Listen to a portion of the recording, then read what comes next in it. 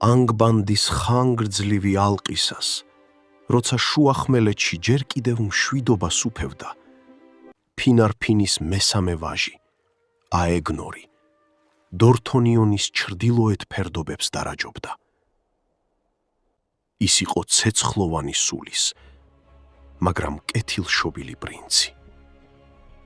სწორედ იქ, აელუინის წმიდა ტბასთან, მან იხილა ანდრეთი.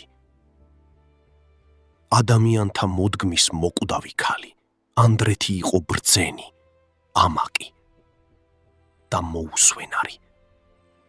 მათ ერთმანეთი შეუყვარდათ, ისე ძლიერად, რომ ამ სიყვარულს უფსკრულის პირას მიჰყავდა ისინი.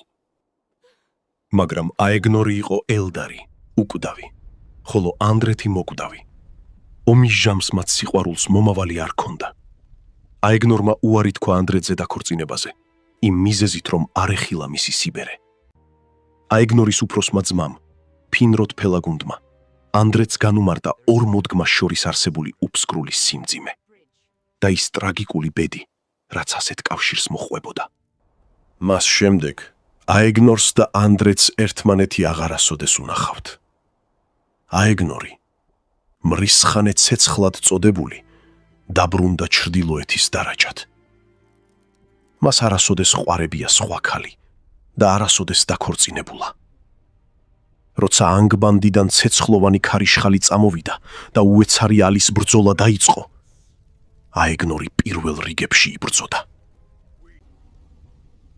ის დაეცა, ვითარცა ცეცხლოვანი მეტეორი და მისი სული მანდოსის დარბაზებში გაემგზავრა.